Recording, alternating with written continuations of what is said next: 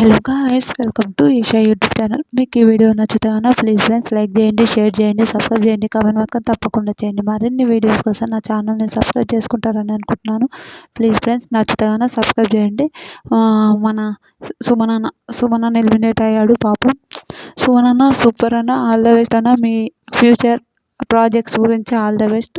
చాలా చాలా చాలా చాలా చాలా మంచోడు సుమన్ అన్న. నిజంగా ఎంత మంచోడు అంటే చాలా మంచోడు. సుమన్ అన్న గురించి ఎంత చెప్పినా తక్కువనే. అంత మంచోడు సుమన్ అన్న, సూపర్ అన్న. మీలాంటి ఒక మంచి జెన్యూన్ పర్సన్ ఉండాలి లైఫ్లో.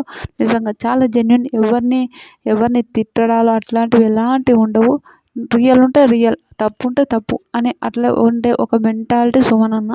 నిజంగా చాలా మంచి క్యారెక్టర్, చాలా మంచి పర్సన్ సుమన్ అన్న. ఎంత మంచి పర్సన్ అంటే, అరే అవతల ఈ ఒక పర్సన్ ఎంత ఉన్నా కరెక్టే కదా అని ఒక ఒపీనియన్ వస్తుంది చూడు, అట్లాంటి ఒక పర్సన్ సుమన్ అన్న. నాకైతే సుమన్ అన్న చాలా మంచోడు అనిపిస్తుంది. చాలా మంచోడు కూడా, మంచోడు అనిపించడం కాదు, చాలా మంచోడు సుమన్ అన్న. చాలా చాలా మంచోడు, చాలా అంటే చాలా మంచోడు. తర్వాత సుమన్, నువ్వు ఏ వీక్లో రిగ్రెట్ ఫీల్ అవుతావు సుమన్ అని నాకు సార్ అడుగుతారు. సుమన్ సార్, నేను టెన్త్ వీక్లో నేను చాలా రిగ్రెట్ ఫీల్ అయ్యాను సార్ అంటే, ఎందుకు సుమన్ అని అంటే, సార్ నేను అదేంటంటారు, నేను చాలాసార్లు అనుకుంటా, అదేంటంటారు మన నేను నిఖిల్ చాలా genuine person sir. Nikhil genuine అంటే జెన్యూన్ పర్సన్. కానీ ఆ రోజు నేను నామినేషన్ చేసిన ఎలిమినేట్ అయ్యాడు. నేను అప్పటి నుంచి చాలా రిగ్రెట్ ఫీల్ అయ్యాను సార్.